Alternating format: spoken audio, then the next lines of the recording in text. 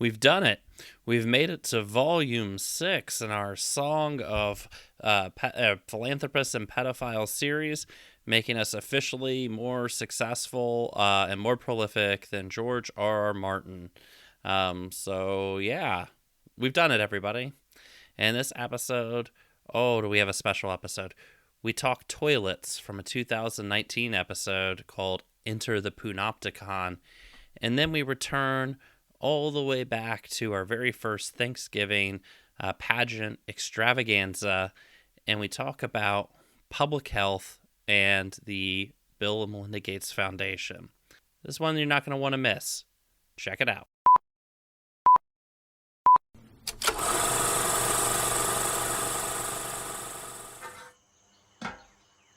I want to talk to you today about toilets. In rich countries, you just take the toilet for granted. It's magical that there's a sewer system bringing water in, taking away the waste, and it all gets cleaned up in a processing plant. However, for the poorest 2.5 billion in the world, they don't have this. It's unaffordable. We can't build that for everyone in the world. Some of the poorest, their toilet may look like this. A pit latrine. The waste here is not processed. It's still going to get out into the community. They smell terrible.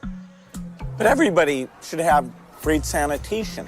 A toilet in their house that is comfortable and doesn't smell awful.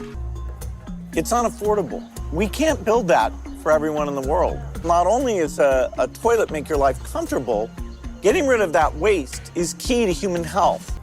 It's unaffordable. We can't build that for everyone in the world. It's unprocessed waste that causes most of the diarrheal diseases. It's unaffordable. We can't build that for everyone in the world. It ends up with lots of kids being malnourished. So how do we solve this?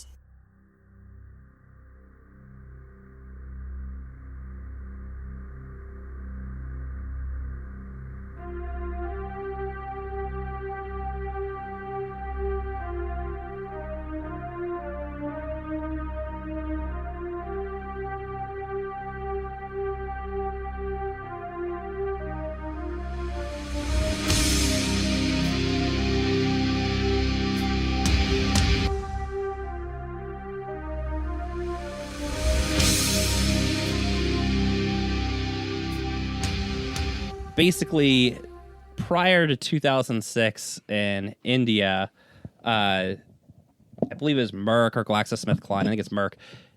They made this HPV vaccine that they wanted to get onto the market, right? But one of the big problems with getting drugs onto the market is that you have to go through test trials with actual human subjects. Now, in the West, those test trials can be expensive because, you're actually responsible for hurting people. And so, it can be expensive, it can be time consuming, etc. It's very controlled and very careful. Yeah. For the reasons that you're giving these things that are not yet tested to actual human beings who matter. Yeah. So what they did is they found some human beings who didn't matter. And that's always the trick, isn't it? Yeah. And so, again, using funding from the Gates Foundation, they went to a village in rural India.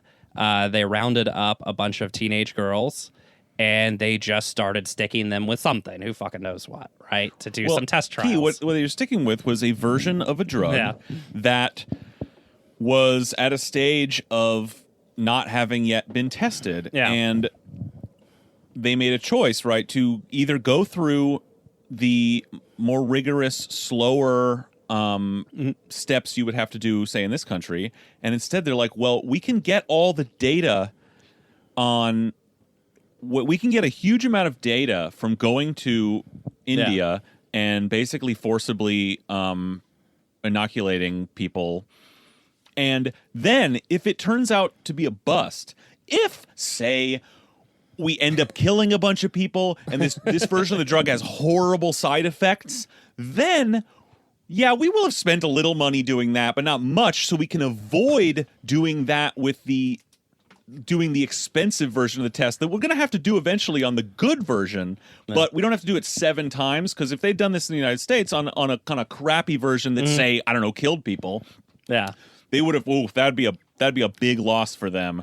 But if they can get a few of those out of the way cheaply and then get one that works, they can then just spend the big money on that one. Yeah, and I mean, what happened is exactly what you said. They ended up killing 2 people, and apparently thousands of people got seriously sick from whatever the hell they're doing up there, right, from this drug testing. And what ended up happening is the Indian Parliament did an investigation, and their finding was that the group was called PATH, that the Gates Foundation was funding and using to do this testing, right, to facilitate this testing. But the Indian Parliament found that PATH had basically lied about what they were doing. They had basically forced people into, either tricked or forced people into signing consent forms. In many cases, they just forged signatures on the consent forms. And they basically said it was a clear-cut case of, child abuse, essentially. But the problem being, the Gates Foundation is a slightly, amorphous thing, right? So, yeah, the Indian Parliament says it's a clear-cut case of child abuse. What are they going to do about it? Are they going to come to Seattle, right, and round up the Gateses? So, again, the foundation, they create this disaster, and they just wipe their hands of it and move on to the next place. And so they've done things like this. They've funded this kind of thing over and over and over again in India, in Africa, lots of places. This is a big function of the Gates Foundation, actually, is facilitating medical experiments in the third world, essentially, so that companies, again, like GlaxoSmithKline, Merck, etc., can get this stuff done cheaply and quickly and skirting as many regulations as they would in the West as possible. And it serves, the purpose we just discussed about getting these sort of initial trials out of the way cheaply. But there's other reasons for it. There's other benefits for it for these drug companies, which is creating markets for these drugs that. Yeah, and that comes. And that comes a little bit later, particularly the story of the HPV thing. I will point out that there has been pushback on some of this criticism that comes from say the imperial periphery about this kind of stuff, right? I mean, we're getting it right now with Native people in Hawaii protesting the building of the giant telescope there, where there's this sort of the people, the darker skinned people don't like science or some shit like that. Like it's some sort of, we got to do what we got to do for science. Of course, we could imagine that if Bill Gates just rolled over to Roosevelt High School in Seattle and just rounded up a bunch of teen girls and started injecting them with some fucking mystery serum and 2 of them died, then it'd probably be a bigger story, right? And that people probably have a slightly different opinion. So one, this kind of stuff is facilitated by the inherent racism that is involved in imperialism and things like that. But yeah, the marketing stuff is interesting because that very same HPV vaccine, when it became available in the US, I believe in 2006, there was a giant, Gardasil. Yeah, they have such hilarious names, but there's a giant marketing campaign to get people to use it, and so there was a lot of buy-in initially, and then there was the medical journal papers that came out. They're basically basically everybody, every woman past a certain age has HPV or has had it at some point, right? And that the connection between that and cervical cancer is actually a little dubious and it's not proven and all this kind of stuff. That basically the things that Merck was claiming about this vaccine were not true, right? Now, that led to a decline. Once this information started to come out a little bit, that led to an immediate decline in the purchase of the vaccine and it had in the United States. Not super common, but it had bad side effects. Yeah. I mean, any vaccine or anything like that, or any medicine you take, right? There's potential side effects. But yeah, these things conspired, and there was an immediate decline in the United States, which led to a decline in Western Europe shortly afterwards. So they lost market share in the West. And what Gates ended up doing was he used the Gates Foundation, which, by the way, is like the largest funder of the World Health Organization and things like that. So he leveraged his position as the Gates Foundation to open up new markets for his friends in the pharmaceutical industry, particularly in Africa, under his whole thing of like, look, we're just helping women in Africa by going and, facilitating the purchase via World Health Organization money, etc. The Gardasil of thing this was really vaccine. Yeah. Melinda was really out in front of this push as like, we're going to prevent these millions of women from getting cervical cancer, etc. Yeah, and it's and this has been a big thing with various IUD birth controls and things like that have been largely rejected by women in the Western world because of side effects. Implanted. The implanted birth control has been largely rejected by like women in the West because of the side effects. Again, Melinda Gates taking the lead on this, but the Gates Foundation has been really pivotal in getting those markets opened up in the third world to essentially absorb that lost market share in the West, right? And some of these implanted birth control, have some like pretty serious side effects. Well, they have side effects. Which Melinda Gates' response was, but women in Africa are just crying out for implanted birth control because the men there are so backwards. Is her essential response. And the effect of these things, even when they're effective, is to render someone with a uterus essentially infertile for 5 years at a time.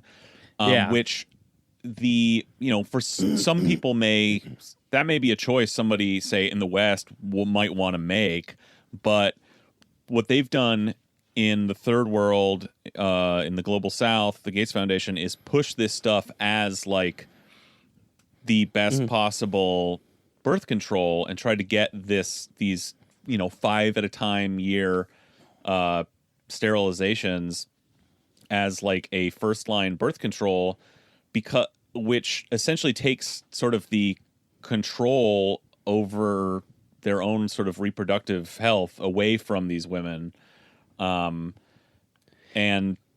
which it's not hard to look at that as like fucking racist and essentially Malthusian. Well, funny you should bring that up. Bill Gates is actually a dedicated Malthusian. Oh yeah. So, yeah, I mean, as late in the game as 2000, he was in interviews talking about how, he believed in saying it, I believe in the Malthusian sort of view of population. And he would always say, particularly in places like Africa, and he would also throw in places like Central Asia, Pakistan, et cetera, right? India, et cetera, right?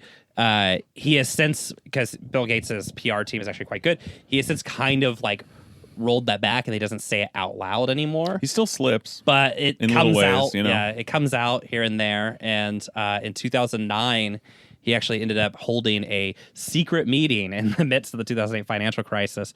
There was a meeting, I believe, in New York City where he met with one of the Rockefellers, I believe Warren Buffett, and some other, of the wealthiest people in the world.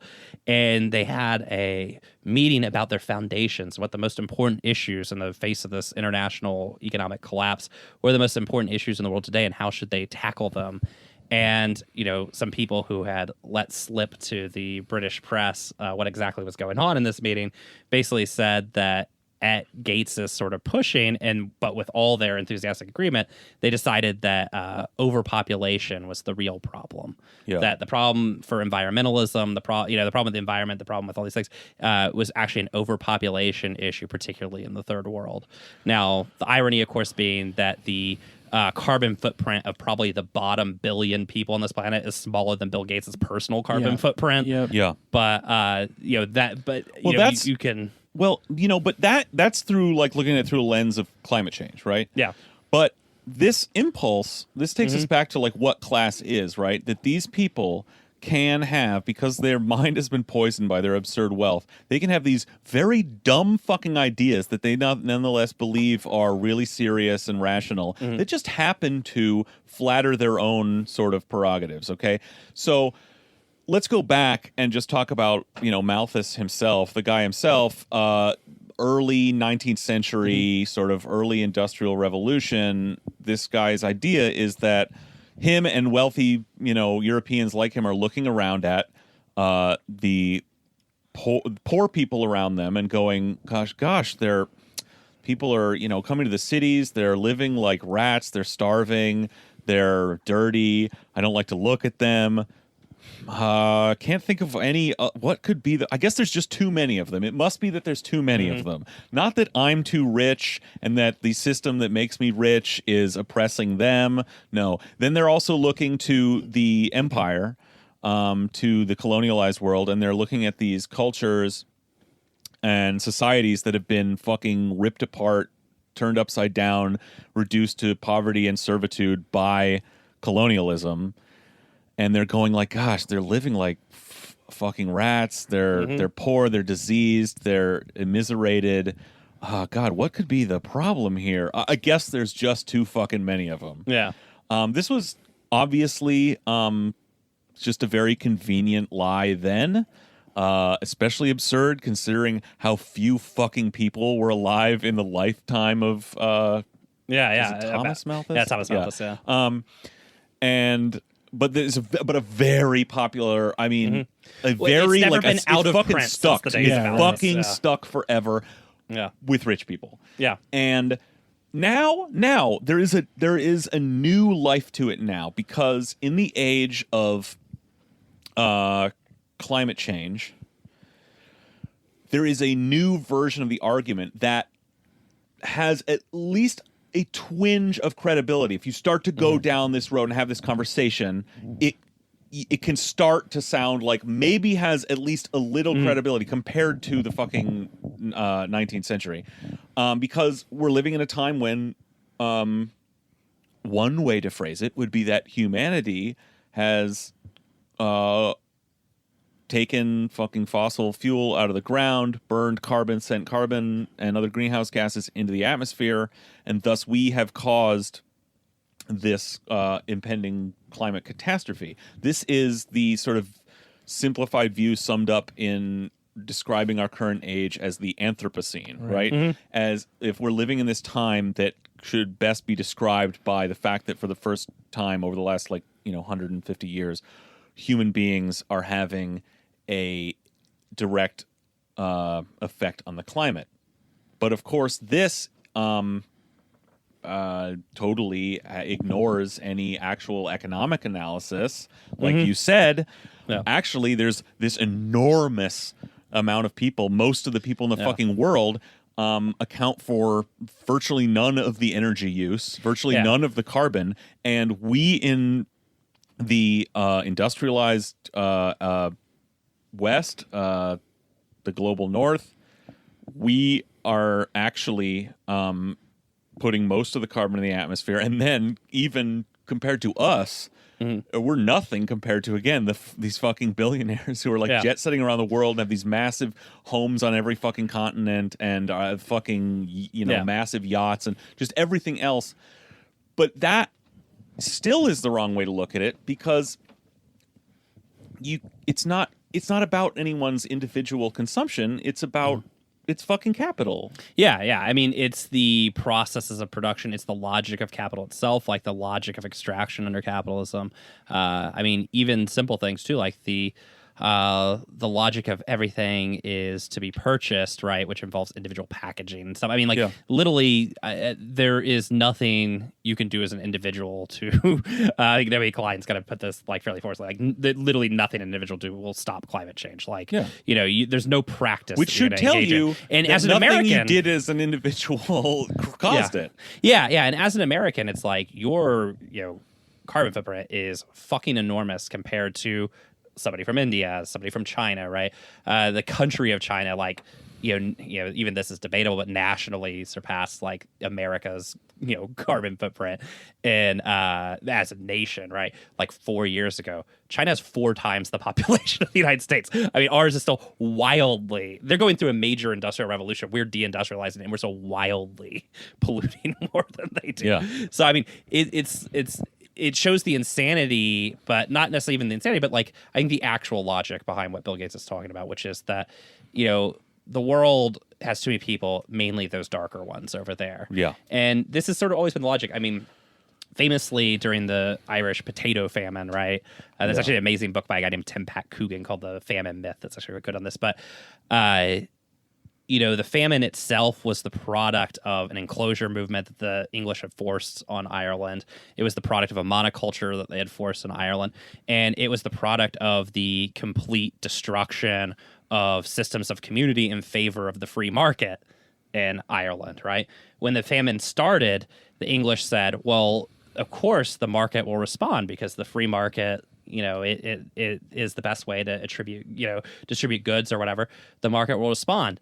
So while people, because they had no money, because they were a colonial subject, were starving in Ireland, the British were exporting food out of Ireland back to England, right?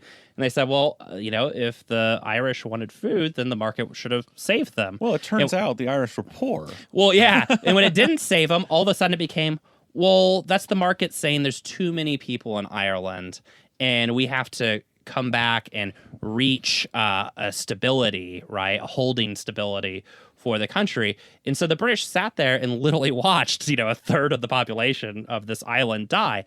Now, the irony of the British saying that, oh, this is just a Malthusian sort of working out of the population of Ireland, was the density of Ireland at the time was probably 1/100th of England. There was already no one living in Ireland. Yeah, Then after the famine, there was really no one living in Ireland. And that population didn't recover till the mid 20th century. Yeah. And I mean, it really was this, complete working out of the logic that you see today of, the market is king. It turns out the market's killing a bunch of people. Well, there must be some other, reason in the natural world, which is the Malthusian balance is off, which the English then used in famines in India as well. But, it's the same similar stories in India over and over again into the 20th century. Yeah. It's important to think about this. Like it's not like this sort of free market argument is something that the Parliament in England and the people who are administering, colonial Ireland, like really, bought on a. They knew exactly what was going on. They knew what would happen, but you have these ready-made conservative arguments, right? And these arguments, these ideas, these ideologies that service capital, that serve the prerogatives of the wealthy, that you can deploy to cover what you're doing. And to whatever degree different people in whatever situation they are may like rely on those more psychologically than other people. I mean, but like it's how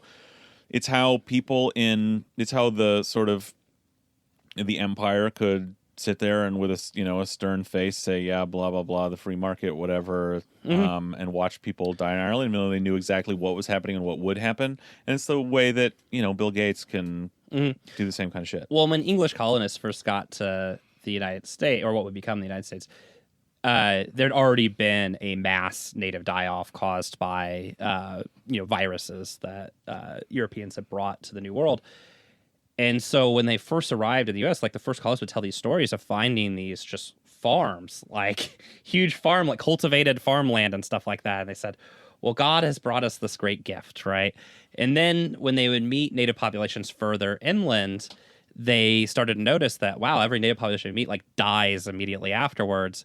And they'd say, well, God's again clearing the land for us and giving us this great land, right? And then they quickly realized, like, let's keep interacting with them because the more we interact with them, the more they die. And that religious logic through the age of the Enlightenment just got changed into a market logic, right? Of the market cleared Ireland, right? Yeah. For further English investment. They would say the same thing in India when, India experienced one of the great population collapses when the English came in contact with them. And, the deeper their hooks got into India, like the worse it got.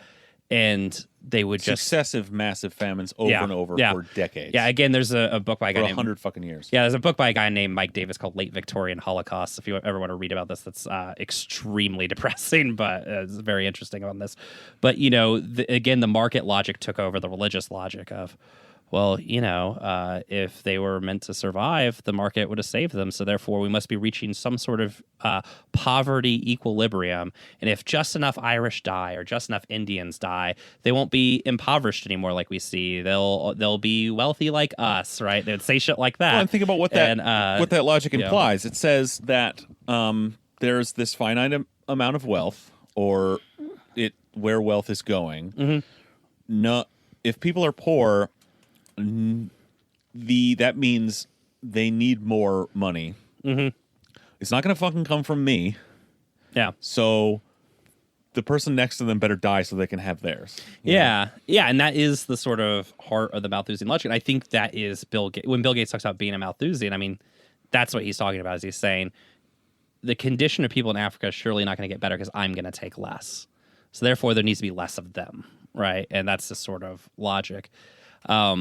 And I think that is the sort of dark underbelly of the Gates Foundation's activities in Africa, why they're so obsessed with curbing female birth rates and things like that, which, by the way, there's like zero evidence that leads to economic prosperity. Like, all the evidence is actually the opposite direction, which is, higher birth rates have actually to do with the economies economies of poverty. And as you get out of those exploitative situations, birth rates then decline, right? Or as you give women things like rights and stuff, and economic security, birth rates decline, which, by the way, is why like the birth rate for women in the United States is higher than, say, Western Europe, is that in a lot of ways women have less rights in America than they do in places in Western Europe. But it's a completely backwards logic, but you'd have to have some sort of critique of capitalism, which the Gates Foundation clearly does not. Now, other things that they're doing with, their foundation money in Africa, they're engaging in this project that you might call eugenics in Africa, but at the same time, they're also, opening markets. Like we talked about, they're creating these avenues for human guinea pig testing of various medical vaccines, medicines, etc. The other thing they're doing is they're actually enforcing patent law, enforcing a very American vision of how health care should work. So in the sort of neoliberal restructuring of the third world, a lot of these countries have been forced to wildly defund what were national healthcare systems. And then in comes the Gates Foundation, and they say, look, you no longer get to have, the state can no longer set pharmaceutical prices and things like that. They can no longer get generics from other places. We're going to put you on a 20-year contract with Merck to buy this, right? And you got to buy from them their prices. Similarly, they engage in this process where most of the third world, again, this is one of the things you would never know if you lived in America, but most of the third world in creating national healthcare systems tried to follow the Chinese model of, which is generally called like the barefoot doctor model, but the idea of like a holistic healthcare system, right? Which is actually like a modern healthcare system, which is the idea is like, look, if people are getting diarrhea and stuff, it's because we actually have to fix the water systems. We have to fix the, we have to give like actual toilets and things like that. Whereas the Gates Foundation, their whole thing has always been, look, just buy a silver bullet drug for whatever illness you have. So we'll create a diarrhea vaccine instead of cleaning your water. And you just, we'll give you the super vaccine. You can drink the dirtiest fucking water as you want, and you'll just only be kind of sick your entire life, right? But they've kind of pushed for this model, which doesn't actually produce very good health results, but it does like produce good profits for the companies that sell the silver bullets, right? And so that's like the other sort of side effect that they've had in these systems. But again, it's a situation created by neoliberal restructuring that the Gates Foundation then just slides in and facilitates the extraction of profit. And that's the idea of neoliberal restructuring, of austerity. Yeah. These things are not coincidental. It's to open up markets so that without it's to clear the way for brilliant entrepreneurs like Bill Gates to invent ways to now extract money out of the situation that was previously tied up by civil society. Yeah. And it also helps by, relying on things like foundation money. Again, in, countries in the third world, a lot of times the strongest unions are public sector unions and things like that. By getting away from public sector funding for these things and going to foundation fundings, it also gets rid of pesky things like labor unions, which again was also one of his targets with education in the U.S., reshaping education in the U.S. So, the power of labor diminished, the power of capital, pushed forward, and the end result is the wealthy get wealthier, the poor get poorer. But again, the Gates Foundation then just comes in and says, well, I mean, this is the whole thing too about going from a holistic model to like a germ theory model, is that, well, if you're sick and you get sick, then that's your fault. It's not our fault. It's not society's fault. It's not that the water's fucking dirty. Well, it's not because you're poor. Yeah, it's not because neoliberalism destroyed like the water system or that you're poor or anything like that. It's your fault, and that again becomes like the recurring theme. And just to be clear, like they had and if you've seen the Bill's Brain documentary, this, that more recently in the last decade, the Gates Foundation has said, oh, well, maybe we weren't doing the right things with regard to diarrhea. What we actually need is a better toilet. But what they've done there is just continue the same logic of finding what's the silver bullet thing. Yeah. You treat the symptom, not the disease. Yeah. What's the perfect toilet that also gets around us actually fixing, again, water systems, things like that? Or again, an economy, right? It's like if these people weren't poor, if their societies hadn't been destroyed by colonialism, if they weren't continuing to be exploited by modern extractive colonialism, then those people would have the fucking money to build a water system. That's it. It's not like some mystery problem you have to figure out, Yeah, and I mean, that's the thing, right? Is for Bill Gates, what's the problem with Africa? He says that the women have too many children there. But the problem with Africa is 300 years of violent on the ground colonialism, followed by 50 years of Cold War colonialism that killed as many people, and then 30 years of neoliberal economic restructuring that, if your country wasn't already thoroughly dismantled your country, right? Yeah. And now people are trying to live in the wake of that. And Bill Gates is coming in and just telling you your problem is that you have the wrong toilet, not this history of exploitation and violence.